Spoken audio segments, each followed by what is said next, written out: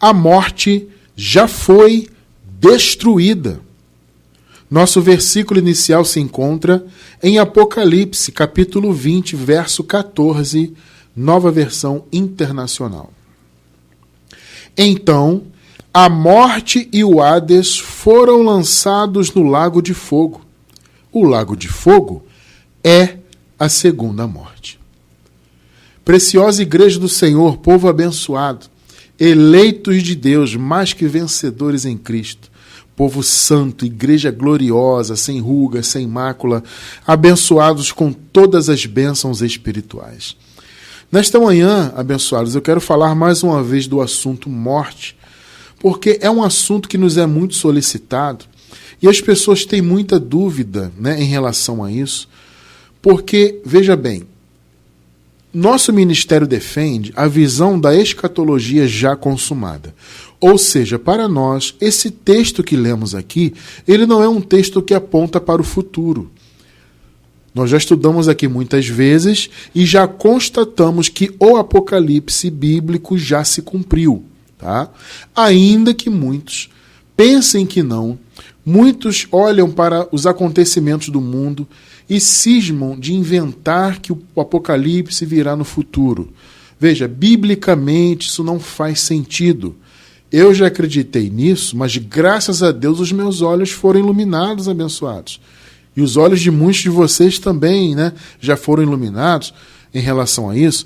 Mas há muitos irmãos com esse pensamento, com medo de Apocalipse, medo de arrebatamento e medo do que vai acontecer, porque acontece qualquer coisa de vulto mundial, os profetas, entre aspas, do Apocalipse começam a dizer, olha aí, Jesus está voltando.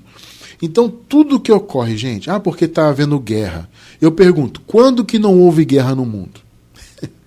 O mundo sempre está em guerra de alguma forma. Inclusive, já houve 2 guerras mundiais. Então, sempre há esta ou aquela guerra no mundo. Mas eles ficam, guerras, rumores de guerras. É um sinal do Apocalipse. É um sinal que Jesus vai voltar. Aí, cada papa que troca. Recentemente, faleceu o Papa Francisco, né? E aí pronto, os profetas do Apocalipse estão aí em polvorosa. Ih, vai trocar o Papa, agora o próximo que vier é o anticristo. Ou o próximo que vier vai fazer isso e aquilo. É um sinal da vinda de Jesus. Gente, parem com isso. Se você vive nisso, aconteceu o Covid, Jesus vai voltar. O Covid é um sinal do Apocalipse. Parem com isso. Vamos para a palavra. Vamos para a Bíblia. Não faz sentido acreditar em Apocalipse futuro, que Jesus vai voltar no futuro, porque Jesus deixou muito claro que a sua segunda vinda seria ainda naquela geração dele, que ele estava manifesto como homem ainda. Ele deixou muito claro isso, abençoado irmão, abençoada irmã. Ele falou, olha, tudo isso que eu estou profetizando em relação à sua segunda vinda e o que aconteceria antes dela, né? Ele disse, tudo isso que eu acabei de profetizar para vocês acontecerá nesta geração. Temos uma playlist longa, grandiosa, com incontáveis estudos. Eu já perdi a conta, gente, de tantos vídeos que tem ali.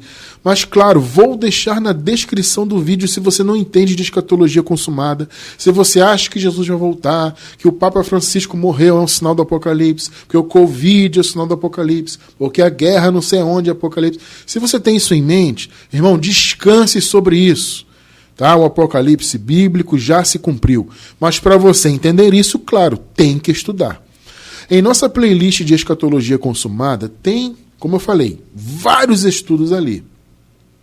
Eu recomendo que vocês assistam pelo menos os 12, 13 primeiros estudos. Esses primeiros estudos vão te dar uma base muito boa para você entender o assunto. Claro que o assunto é extenso.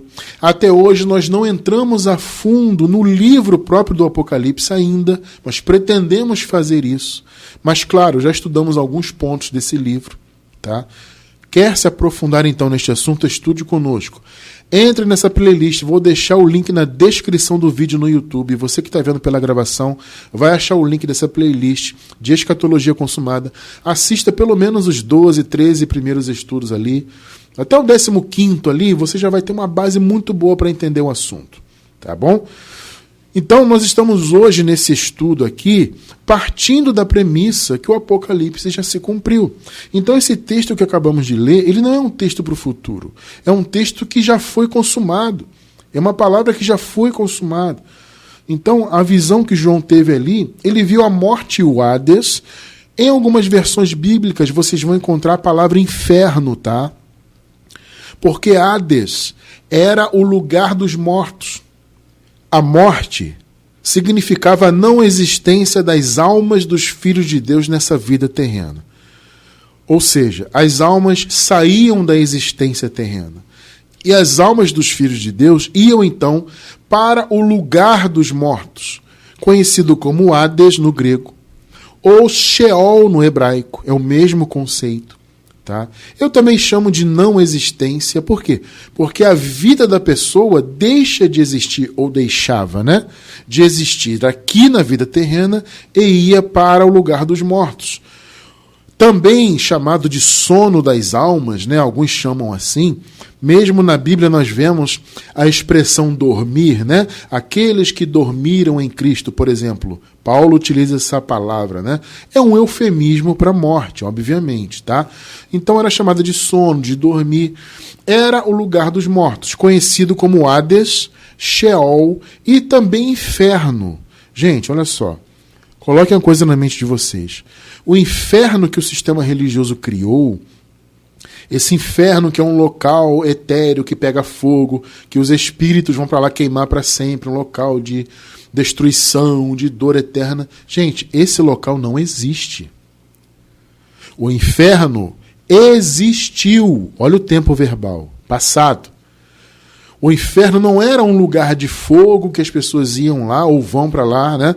No futuro queimar para sempre e sofrer eternamente. Sinto muito, mas não tem isso na Bíblia, amado. Tá? Fogo na Bíblia simboliza o juízo de Deus.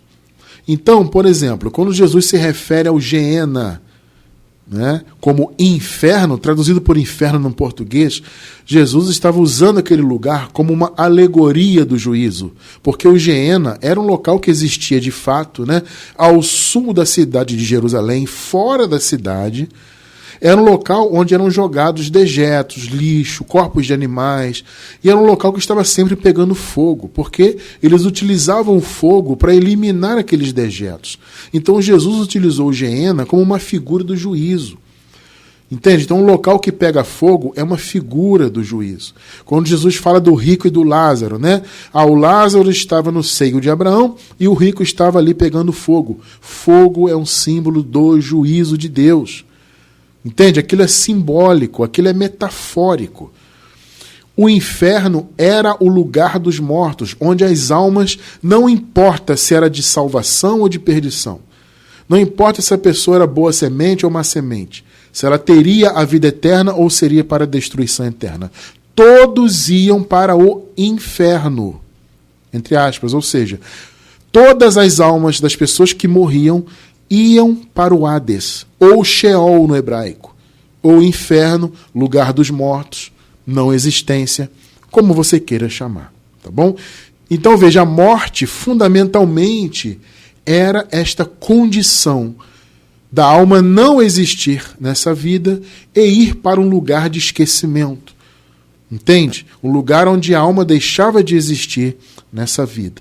Então a morte e o Hades, vocês leram comigo, foram lançados no lago de fogo. Lago de fogo também é um símbolo do juízo de Deus. Ou seja, no juízo final, a morte e o lugar dos mortos foram aniquilados. Então não tem mais morte, nem Hades, nem Sheol. Não tem mais isso. Vocês estão entendendo? Por quê? No juízo final, Jesus concluiu a sua vitória sobre a morte. Ele a destruiu totalmente e destruiu também o lugar dos mortos. Ele acabou com aquela condição de morte para os filhos de Deus e até para os da perdição. Calma que eu já vou explicar. Tá? Então veja, hoje nós que somos eleitos de Deus, filhos dele, vivemos em uma realidade onde não existe mais morte para nós, para as nossas almas. Não existe destruição da nossa alma. Diferentemente do que alguns inclusive pregam por aí. Que a alma é destruída, mesmo a do Filho de Deus. Você vai ver ao longo desse estudo de hoje que isso não faz sentido algum. Mas eu já vou chegar lá, tá?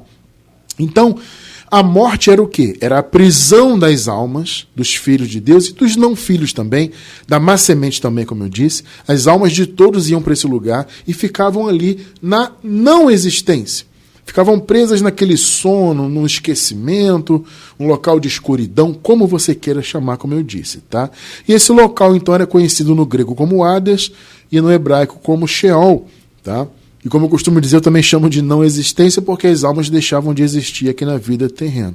Então, ao saírem da existência, as almas ficavam presas naquela condição, o corpo, que era o pó adâmico, voltava para o pó, que é o lugar do corpo, né? O pó tem que ir para o pó, e o espírito voltava para Deus. Então, dos 3 elementos que compõem os filhos de Deus, quando havia essa morte, antes dela deixar de existir, antes dela ser aniquilada, havia esse desmembramento dos filhos de Deus. Vocês estão entendendo? O corpo ia para o pó, o espírito voltava para Deus e, como consequência disso, as almas iam para o lugar dos mortos. A morte, então, era esta condição. Jesus, portanto, venceu a morte e ele a venceu em 2 etapas, tá? Primeiro, ele venceu a morte em relação à sua própria alma, porque a alma de Jesus foi a primeira a sair do lugar dos mortos. Vocês devem se lembrar que quando Jesus morreu, o que aconteceu, gente? Vamos lá. Ele entregou o Espírito ao Pai, não foi isso? Não foi esse movimento? Pai, em sua mão eu entrego o meu Espírito. Por quê? Como nós lemos lá em Eclesiastes, o pó volta ao pó, a alma ela não é citada, mas o entendimento está intrínseco, né? Porque a alma estava ligada, como está, né? Ligada ao corpo. Atualmente a nossa alma está ligada a esse corpo adâmico, no futuro ela estará ligada no paraíso ao corpo glorificado. Tá? Então a alma ela sempre está ligada ao corpo, seja o corpo adâmico ou no paraíso o corpo glorificado. Então, quando o corpo voltava para o pó, a alma tinha que ir para algum lugar, deixava de existir. Só que ela não era ainda destruída, porque a segunda morte ainda não havia se manifestado. Então, como as almas não eram destruídas, elas tinham que ficar em um lugar, e ela ficava então nesse lugar chamado inferno, ou Hades, lugar dos mortos, Sheol, entende? As almas ficavam presas ali. Então, a alma de Jesus foi a primeira a sair dali. Então Jesus havia liberado, por assim dizer, né, o seu espírito, né? Em suas mãos entrega o meu espírito, o espírito voltou para Deus. O seu corpo foi para o pó, foi para a sepultura, e a sua alma foi para o Hades. Tá? Daqui a pouco você vai ver a palavra de Deus falando sobre a alma de Jesus. Então a alma dele foi a primeira a se libertar da morte. Ele foi o primogênito dentre os mortos, como Paulo disse. Tá? Então foi o primeiro golpe, por assim dizer, que a morte recebeu, né? Jesus a venceu para ele mesmo, para sua alma. Só que faltava a Jesus vencer a morte, em definitivo, também para as demais almas, para os filhos de Deus. Isso aconteceu no ano 70 depois de Cristo, quando o reino de Deus veio. Aconteceu tudo aquilo historicamente que nós sabemos ali em Jerusalém, né? Então o reino veio, o juízo final aconteceu, o arrebatamento e a ressurreição dos mortos em definitivo. Naquele momento do ano 70, do juízo, da vitória definitiva de Jesus, Jesus arrebatou então os filhos de Deus da condição de morte. Então todos estavam em condição de morte, ou seja, todos que haviam morrido estavam presos no Hades, no Sheol, no lugar dos mortos, e os que estavam vivos estavam propensos a isto, né? Ou seja, quem morria antes da vinda do reino de Deus ia para o lugar dos mortos. Então a pessoa que morria naquela condição, ela sofria essa perda da sua alma, que ia para esse lugar de não existência. Um lugar que eu tenho certeza que era um lugar terrível, né? Não era algo bom naturalmente, tá?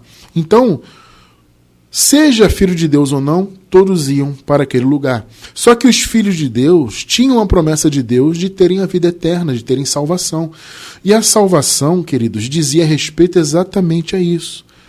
A salvação era a salvação daquela condição de morte, para que os filhos de Deus vivessem para sempre.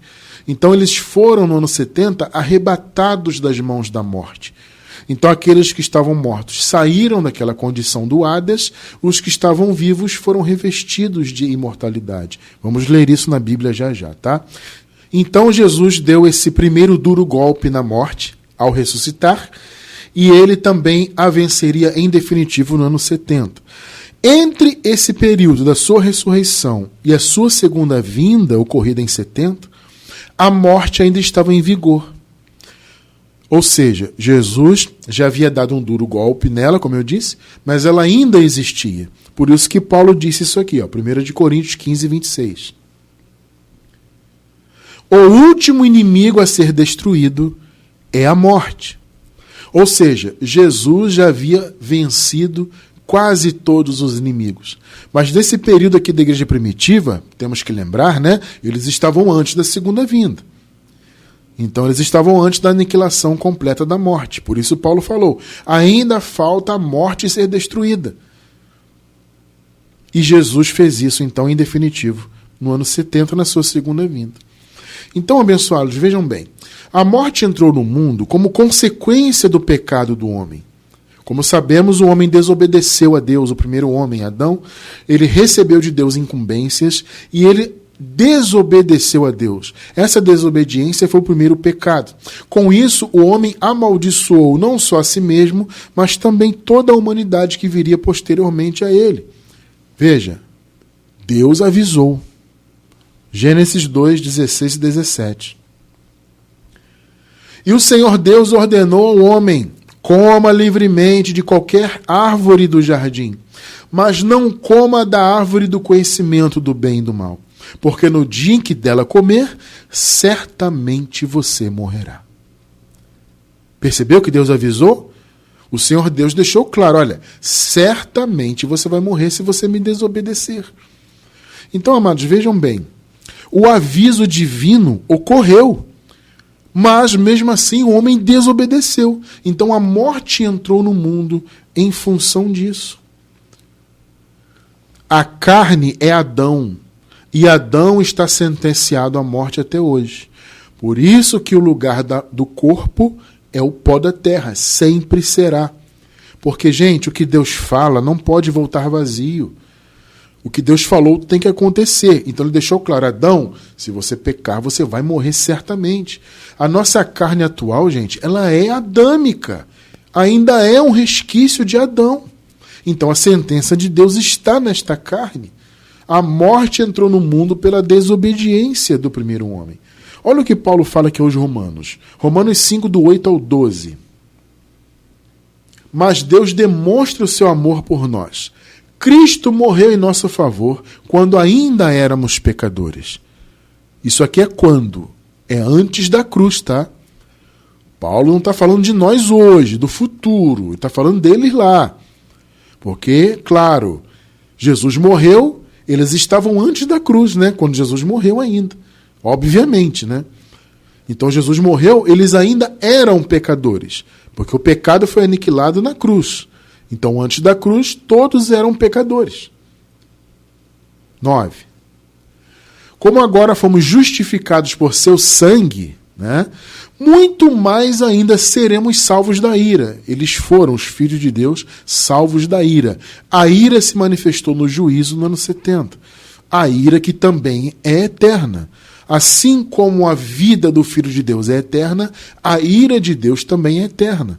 Por isso que o fogo de Deus é chamado de fogo eterno. Entende? Quando você lê na Bíblia sobre fogo eterno, é uma alusão ao juízo de Deus. Entende? Então a ira foi estabelecida, mas não para os filhos. Ela foi estabelecida para a perdição.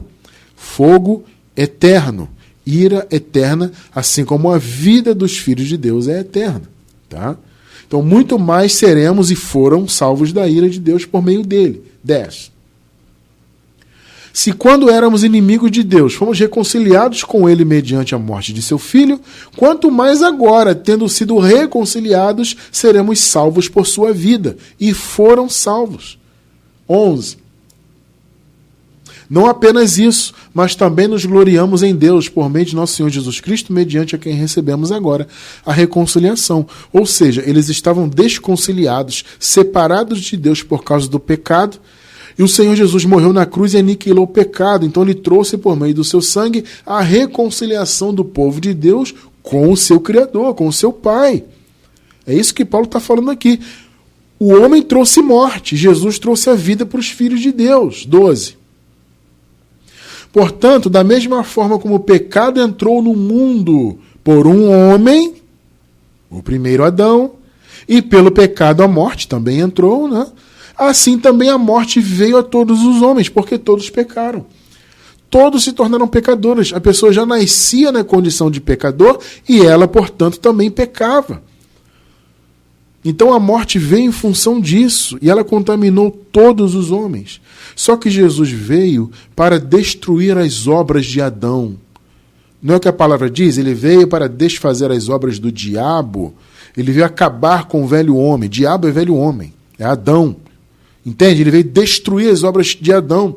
Ele veio destruir o pecado, a maldição. Vocês estão entendendo o ponto? Jesus veio acabar com tudo isso. Ele foi o Messias para acabar com a condição de morte, porque salvação é sinônimo de vida eterna. Salvação é salvação da morte.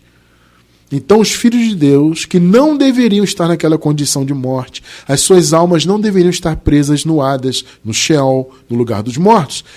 As almas dos filhos de Deus foram resgatadas para a vida eterna. O Senhor Jesus começou a aniquilar a morte quando ele primeiro aniquilou o pecado. Porque quando Jesus aniquilou o pecado, ele retirou a força que a morte tinha. Porque a morte dominava os filhos de Deus por causa do pecado. Quando ele então aniquilou o pecado, ele começou a sua vitória, né? Ele retirou o poder da morte sobre os filhos de Deus. Foi o início da vitória, né? Hebreus 9, 26 ao 28.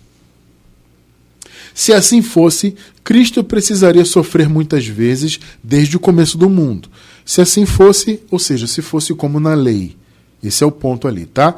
Se a obra de Jesus tivesse que ser feita como era na lei, então ele teria que sofrer muitas vezes desde o começo do mundo. Mas, claro, não foi como na lei, né? Mas agora ele apareceu uma vez. Então, na lei eram oferecidos sacrifícios todo ano pelos pecados.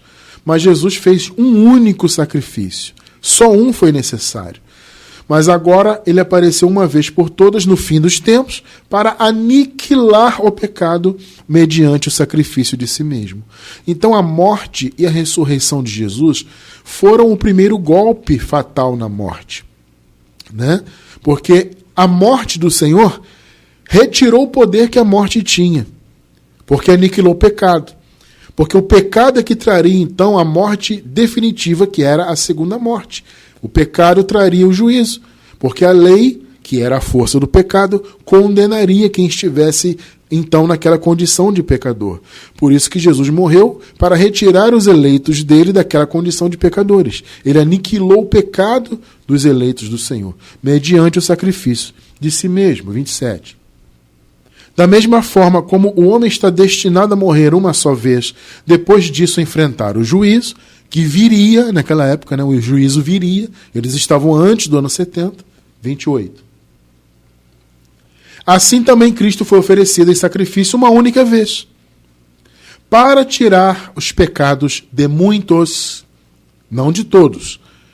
Jesus morreu por todos? Não.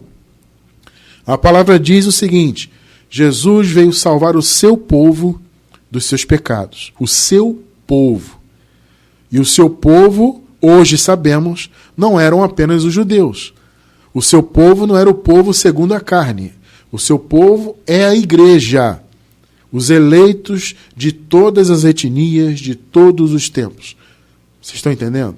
Então ele veio retirar os pecados de muitos. E aparecerá a segunda vez, já apareceu, já se manifestou, não para tirar o pecado, porque ele já tinha feito isso na cruz, mas para trazer salvação aos que o aguardam. Então, o Senhor Jesus, em sua batalha contra a morte, ele golpeou a morte, primeiro retirando o pecado dos filhos de Deus ao morrer. E ele, consequentemente, ressuscitou. Então ele venceu a morte para ele, Jesus. A sua alma foi a primeira a se libertar do lugar dos mortos. Lembrando, o Espírito ele entregou ao Pai, mas a sua alma ficou presa na morte. Porque a morte era isso. Vocês estão entendendo? A morte não era simplesmente morte biológica, como muitos pensam hoje. A morte era todo esse conjunto de acontecimentos, como eu falei. O espírito voltar para Deus incorpóreo, o corpo virar pó e ir para o pó, e a alma ficar presa no lugar dos mortos. A morte era isso. Essa morte não existe mais. Esse é o ponto de hoje. Então Jesus foi o primeiro a vencer, né? Então podemos dizer que Jesus deu 3 golpes fatais na morte, né? Se a gente contar a morte e a ressurreição como um ato só, então foram 2 golpes, né? Mas se dividirmos os atos, foram 3 golpes. A sua morte, a sua consequente ressurreição, que para mim é uma obra só, e a sua segunda vinda, então, seria o 3º golpe, na morte. Tá? Aí você vai se perguntar, ou de repente alguém pode se perguntar, mas irmão Cristiano, se Jesus já voltou, como você disse, né, e a morte já foi vencida, portanto, por que as pessoas ainda morrem? Esta é a grande dúvida que muitos nos mandam. Muitos, quando se deparam com a palavra da graça, com a visão da escatologia consumada, ficam se perguntando isto. Gente, vamos lá, deixa eu falar uma coisa clara para vocês. Não, os filhos de Deus não morrem. Não morrem. Jesus acabou com a morte. O que você leu comigo lá no início? A morte e o Hades foram lançados no lago de fogo. Lago de fogo era um símbolo, uma alusão ao juízo. Em outras palavras, o juízo de Deus aniquilou a morte e o lugar dos mortos. Ambos não existem mais. Esse conceito acabou. O Senhor Deus acabou com isso. Vocês estão entendendo? A morte foi definitivamente vencida. Porque, vejam bem, amados, a morte biológica, o pó voltar para o pó, isso se espera. Porque, como eu disse agora há pouco, Adão, que é a nossa carne, ele segue com a sua sentença. Vou repetir. A nossa carne ainda é Adão. É um resquício do primeiro homem. E Deus deu a sentença. Se você me desobedecer, certamente você vai morrer. E sabemos, Adão desobedeceu. Então Adão segue com a sentença de morte. Gênesis 3,19. Com o suor do seu rosto você comerá o seu pão, até que volte à terra, visto que dela foi tirado, porque você é pó. Olha que Deus falou para Adão, você é pó, cara, e ao pó voltará. Perceberam? A sentença foi dada. Então, o lugar da carne é o pó. Por isso que a aniquilação ou a destruição, o passamento deste pó é esperado.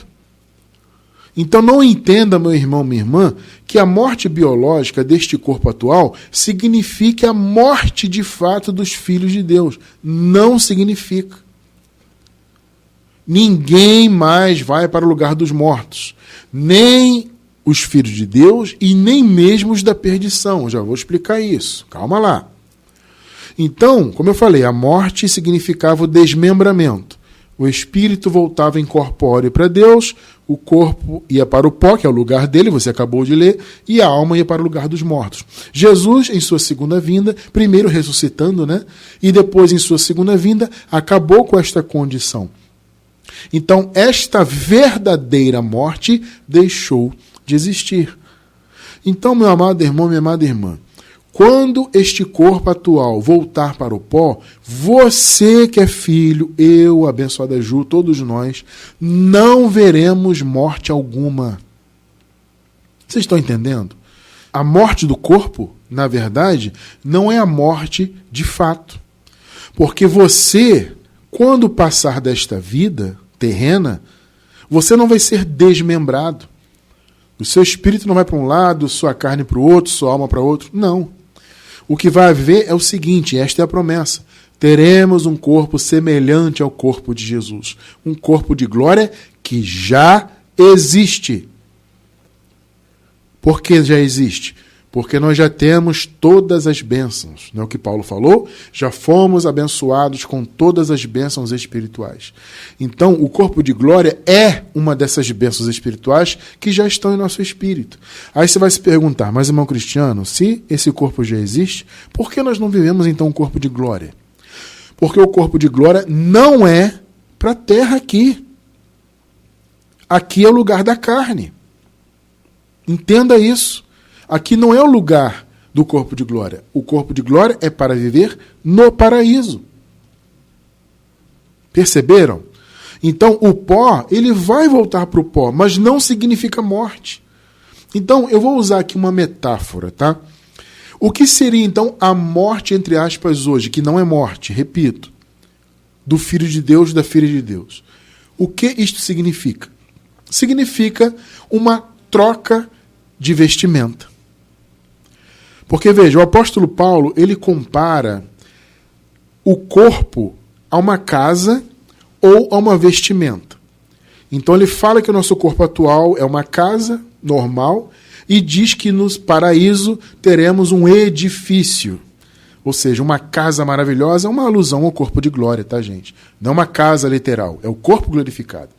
Então, ele compara os corpos a casas onde a alma e o espírito habitam, né, nessa casa.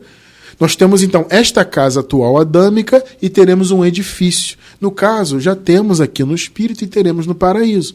E Paulo também compara os corpos a vestimentas. Né? Então, vamos dizer que o nosso corpo hoje ele é um invólucro, ele é uma vestimenta para a nossa alma e para o nosso espírito. Quando este corpo voltar para o pó, que é o lugar dele, como vocês acabaram de ler comigo, a nossa alma será restaurada, como já estudamos muitas vezes, e o nosso espírito também se unirá em um corpo de glória. Vamos assumir, então, uma nova vestimenta, ou o nosso edifício. Vocês estão entendendo? Irmão Cristiano, eu quero entender essa questão da alma. Eu já ouvi algumas pessoas dizendo aí que a alma do Filho de Deus morre também. Não, não morre.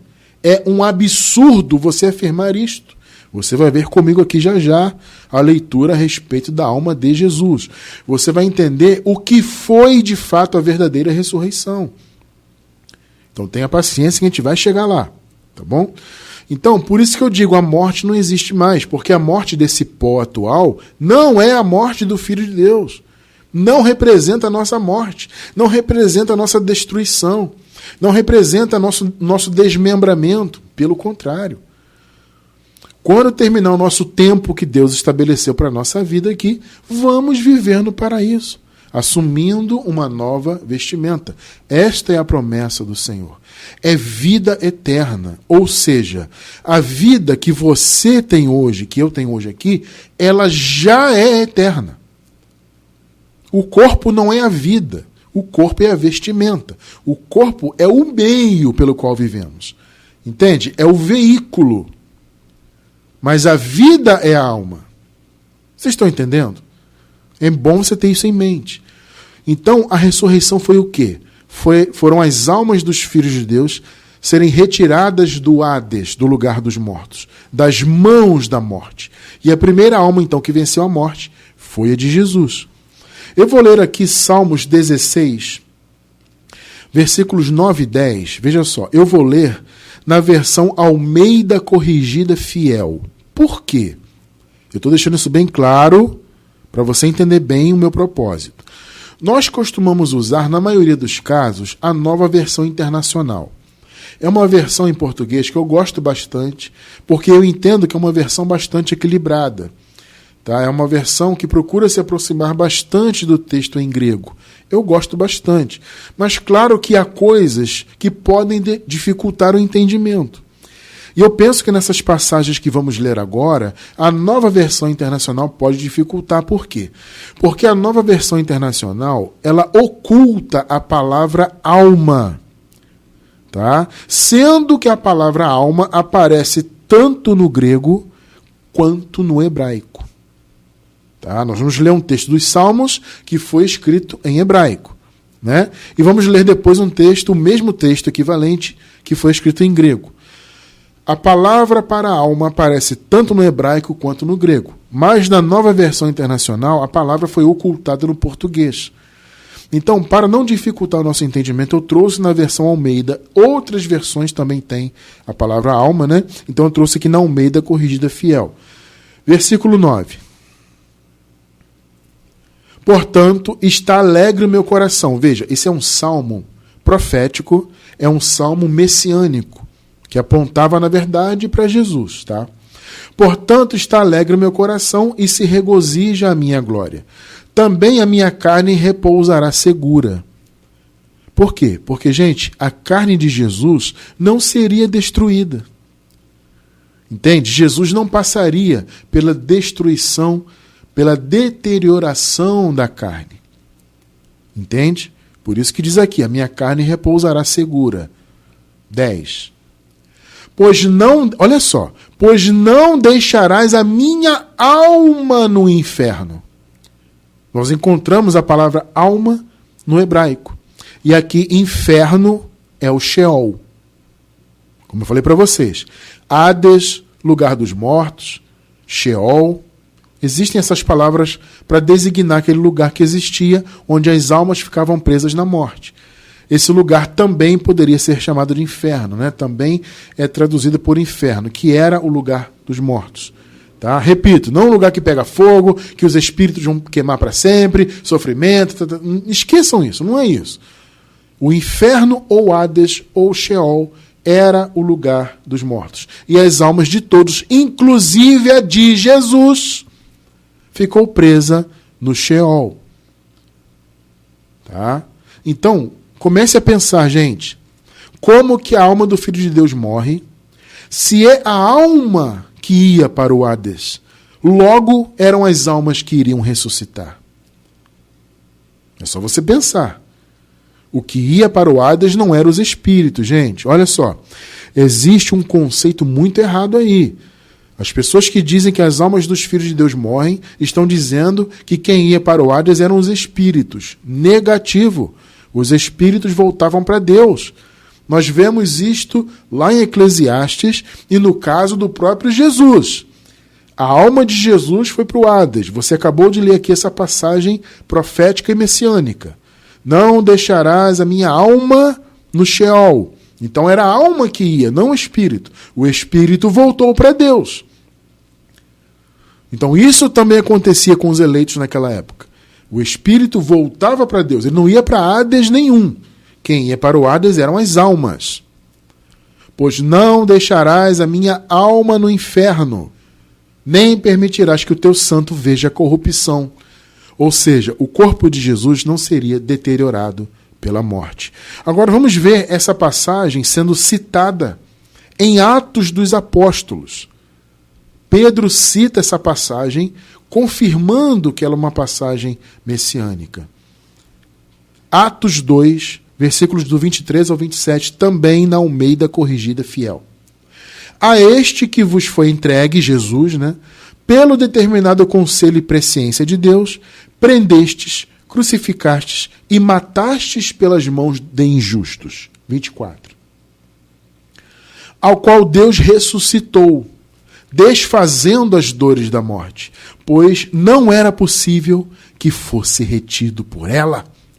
Olha que palavra extraordinária. Ou seja, a morte não poderia reter Jesus, assim como ela também não poderia reter os filhos. Por isso que os filhos saíram do Hades. 25. Pois dele disse Davi, e aí ele cita aqui o texto que acabamos de ler em Salmos. Sempre via diante de mim o Senhor, porque está à minha direita, para que eu não seja abalado. 26. Por isso se alegrou meu coração e a minha língua exultou, e ainda a minha carne há de repousar em esperança, em segurança lá nos Salmos, né? 27. Olha o 27. Pois não deixarás a minha alma no inferno. No caso aqui é Hades, né? Porque aqui já é grego. Lá nos Salmos era Sheol, aqui é Hades. E também aparece a palavra alma no grego, psique. Pois não deixarás a minha alma no inferno, nem permitirás que o teu santo veja a corrupção. Perceberam, gente? Então, o que foi a ressurreição? A ressurreição foi a retirada das almas dos filhos de Deus do lugar dos mortos. Então, a alma de Jesus também ficou lá. Aí você vai dizer assim, mas irmão Cristiano, a palavra não diz que Jesus pregou para os espíritos? Amados, olha só. A única explicação que eu posso dar é que esta pregação aos espíritos foi em espírito. Que, na verdade, sabemos, era o próprio Espírito de Deus. Então, foi o Espírito de Deus, que era o Espírito de Cristo, que pregou para esses espíritos em prisão. Aí você vai dizer assim, mas irmão Cristiano, esses espíritos então não estavam no Hades? Não, porque espírito não morre. Hades, Sheol, inferno, era a morte. Só que espírito não morre, o espírito voltava para Deus. Então, aqueles espíritos que estavam presos, eles não estavam no Hades. Quando Pedro cita essa questão, Pedro se refere ao Tártaro. Tártaro é diferente de Hades. Hades era o lugar dos mortos. Quando Pedro fala que Jesus pregou aos espíritos em prisão, ele se refere ao Tártaro. O Tártaro, por exemplo, para você entender bem, na mitologia grega, essa palavra era usada para descrever um abismo profundo, usado como masmorra de pessoas perversas, no caso, só que na visão bíblica eram os espíritos. Nós entendemos que esses espíritos eram os anjos que foram presos em prisões eternas, como está escrito na carta de Judas. Então, houve anjos que não obedeceram a Deus e pela desobediência esses anjos, que são espíritos, foram presos nesse lugar chamado aqui de Tártaro, não de Hades. Então veja, quem diz que os espíritos iam para o Hades está equivocado.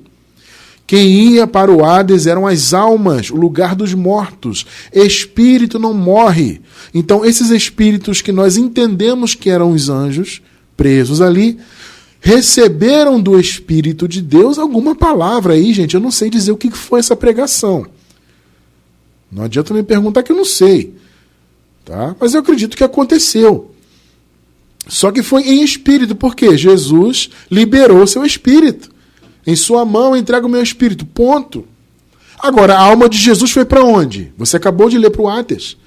Não deixará a minha alma no inferno, no Sheol. Então, a alma de Jesus foi para o Sheol, mas o espírito foi e pregou para esses espíritos no Tártaro. É uma outra condição. Tártaro é um outro conceito. É um outro conceito, não é morte, porque o espírito não morre. Então, cuidado com essas mensagens e estudos que dizem que a alma morre. A do Filho de Deus, não. Não. Tá claro isso? Então, vocês viram que a saída da alma de Jesus da morte foi a primeira ressurreição. Isso aconteceu também com os eleitos. Porque a ressurreição dos eleitos de Deus aconteceu no ano 70 e foi as suas almas sendo resgatadas da morte.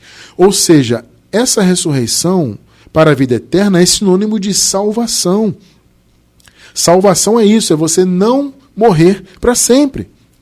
Então, aqueles irmãos daquela época, aqueles que morreram antes do ano 70, eles foram resgatados dessa condição de morte, foram arrebatados para a vida eterna e ressuscitaram. Nós já nascemos em condição de vida eterna. Entende? Essa é uma promessa já consumada, porque tudo já foi consumado. Então você, meu irmão, repito, não verá a morte acabou. A ressurreição já aconteceu. Você não vai ressuscitar.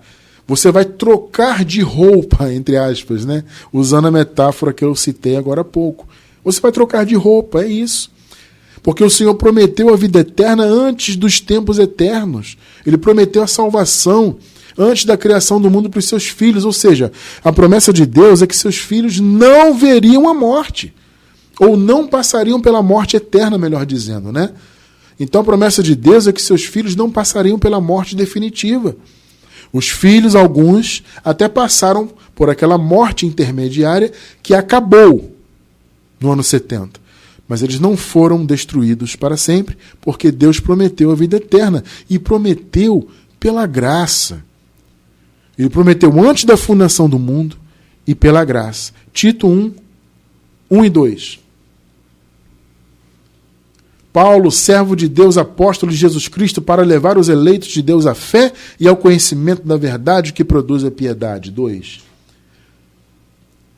Fé e conhecimento que se fundamentam na esperança da vida eterna, a qual Deus que não mente prometeu antes dos tempos eternos. Por isso que os filhos de Deus foram resgatados das mãos da morte. Por isso que eles foram arrebatados para a vida eterna. Ressuscitaram. Eles saíram da condição de morte. E essa promessa tinha que ser pela graça, porque Deus prometeu que seria pela graça. Entende? Tudo isso que Deus prometeu seria pela graça, gratuitamente. Romanos 6, 22 e 23.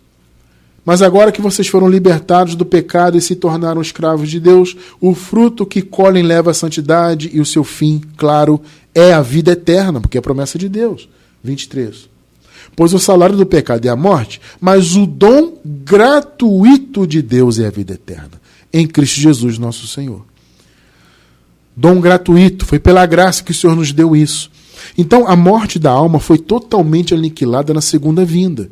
Jesus foi o primeiro a sair do Hades, a sua alma saiu do Hades, e no ano 70, então, ele resgatou todos os filhos de Deus. Vocês estão entendendo? Eles saíram da condição de morte para a condição de vida eterna. Tá? A verdadeira morte, portanto, acabou no ano 70, ela foi aniquilada. 1 Coríntios 15, 19 até o 23. Se é somente para esta vida que temos esperança em Cristo, dentre todos os homens somos os mais dignos de compaixão. Em algumas versões diz assim, e somos os mais miseráveis de todos os homens. Tem gente pregando aí, eu fiquei sabendo, me contaram, que tem gente pregando aí que vida eterna é só aqui na terra, hein? Cuidado, tá cheio de gente falando bobagem aí, e tem gente ouvindo. Tá cheio de gente falando besteira em nome da graça, em nome da escatologia consumada, e tem gente caindo nisso aí. Eu sei disso, não que eu acompanhe, que eu não acompanho isso, não vou perder meu tempo. Mas eu sei porque há pessoas que me escrevem perguntando. Irmão Cristiano, eu ouvi alguém aí que prega a escatologia consumada dizendo que vida eterna é só aqui.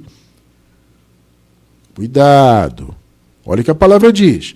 Se é somente para esta vida, ou seja, se é só aqui na terra que temos esperança em Cristo, se não há uma vida futura, então dentre todos os homens somos os mais dignos de compaixão. 20. Mas de fato Cristo ressuscitou dentre os mortos, sendo as primícias dentre aqueles que dormiam. Um eufemismo para a morte, né? 21. Visto que a morte veio por meio de um só homem, também a ressurreição dos mortos veio por meio de um só homem. Por Jesus, né? 22. Pois da mesma forma como em Adão todos morrem, em Cristo todos serão vivificados. Como já explicamos muitas vezes, todos aqui se refere a todas as etnias, consequentemente todos os eleitos e eleitas de Deus. Tá? 23. Mas cada um por sua vez. Cristo o primeiro, depois, quando ele vier, já veio os que lhe pertencem. Perceberam? Então, primeiro Jesus, ele foi o primeiro. Depois, aqueles que o pertenciam, os seus filhos que estavam presos na condição de morte. Então, a morte acabou com a ressurreição dos mortos, acabou com a condição de morte. Aí, mais uma vez, alguém pode perguntar, mas, irmão Cristiano, não existe a segunda morte? Ela não permanece? Se existe, se ela permanece, não significa que a morte ainda existe? Vamos lá, gente, essa é uma boa pergunta. A segunda morte, apesar de ter este nome, ela não é a morte de fato. Porque a segunda morte não é um desmembramento. O espírito vai para Deus, a alma vai para o Hades, você está entendendo? A segunda morte é a destruição definitiva das almas. Então, a morte que eu digo que acabou era aquela morte que acometia a todos e que prendia as almas no Hades, no inferno.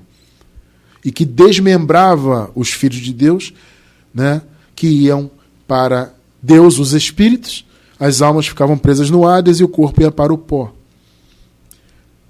Esta era a morte de fato, Tanto é que ela foi aniquilada lá no juízo, como nós lemos no início. A morte e o Hades foram destruídos lá no juízo, no lago de fogo. Então, a segunda morte não é exatamente a morte. Ela é mais do que morte. Porque a primeira morte, ela era intermediária. Então, a segunda morte, na verdade, é a perdição ou destruição. A palavra perdição no grego significa destruição. Então, os filhos da perdição, os vasos da ira preparados para a perdição, como Paulo disse, perdição é destruição eterna, definitiva. Então, isso não é morte propriamente. Não é um estado intermediário. É destruição. Então, é uma coisa diferente, gente. A morte, de fato, que era a prisão no Hades, acabou. A segunda morte é a destruição daqueles que são vasos de desonra, aqueles que são filhos da perdição. Hoje, veja bem, ninguém vai para a morte. Por isso que eu disse isso algumas vezes e repito. Ninguém vai para a morte. Nem quem é da salvação, nem quem é da perdição. Porque ninguém vai para um estado intermediário. Se você é filho de Deus, filha de Deus da salvação, você segue vivo, você não vai ver morte. Você vai trocar de roupa, entre aspas. Vai deixar a capa adâmica e assumir o corpo de glória. Ponto. Quem não é dessa condição de vida eterna, mas de morte eterna, vai ser aniquilado, destruído. Esta é a sentença eterna de Deus. Ponto final. Então não tem a morte nesse sentido que havia antes. Vocês estão entendendo? Ninguém vai, nem salvação nem perdição. O da salvação vai para a vida eterna. O da perdição é destruído para sempre. Ponto final. E por que os filhos de Deus, então, nós, que já nascemos nessa condição de vida eterna, por que não veremos a morte? Por que não vamos precisar de ressurreição? Porque já temos a vida eterna. Já passamos, já nascemos, né? Aqueles irmãos lá da época da igreja primitiva, eles passaram da morte para a vida. Nós já nascemos em condição de vida. Entende? Eu quero encerrar, portanto, com 1 Coríntios 15, do 52 ao 54. Num momento, num abrir e fechar de olhos, ao som da última trombeta, pois a trombeta soará, os mortos ressuscitarão incorruptíveis e nós seremos transformados. Olha só. Ou seja, quem estava morto naquela ocasião, antes do ano 70, ressuscitaria, os que estivessem vivos seriam transformados. Como assim transformados? Transformados da condição de morte para a condição de vida. Entende? Eles iam sair da condição de morte para a condição de vida eterna. Ou seja, quem estivesse vivo no ano 70 e seguisse vivo, assim como nós hoje, também não veriam a morte. Só quem morreu antes da segunda vinda de Cristo é que viu e experimentou a morte de fato. 53. Pois é necessário que aquilo que é corruptível se revista da incorruptibilidade, e aquilo que é mortal se revista de imortalidade. Então aqueles que estavam em condição de morte, que eram mortais ainda, que se morressem antes da segunda vinda iriam para o Hades, eles deixaram aquela condição de mortais para imortais. 54. Quando, porém, o que é corruptível se revestir da incorruptibilidade, e o que é mortal da imortalidade, então se cumprirá a palavra que está escrita: a morte foi destruída pela vitória. Que palavra! Essa palavra é uma alusão a Isaías 25, versículo 8. A vitória de Jesus sobre a morte já se consumou. Então, quem morreu antes da segunda vinda experimentou a morte, mas foi ressuscitado no ano 70. Passou da morte para a vida. Quem estava vivo na ocasião e seguiu vivo, passou da morte para a vida, foi revestido da imortalidade. E nós já nascemos na imortalidade. Por isso que quando esse pó adâmico voltar para o pó, nós não veremos a morte. Perceberam? É promessa de Deus. Já está consumado. Então não tema a morte. Não existe morte para você, para mim, para nós. Nós seguiremos vivos. Essa é a palavra de Deus para a nossa vida. Então, amado, quando o nosso período terminar, o período que Deus estabeleceu de vida terrena, nós seguiremos vivos em uma outra condição. Quem não é da vida eterna é aniquilado para sempre. Ponto final. Então descanse nessa palavra. Você, nós, nunca veremos a morte. Glórias a Deus por isso.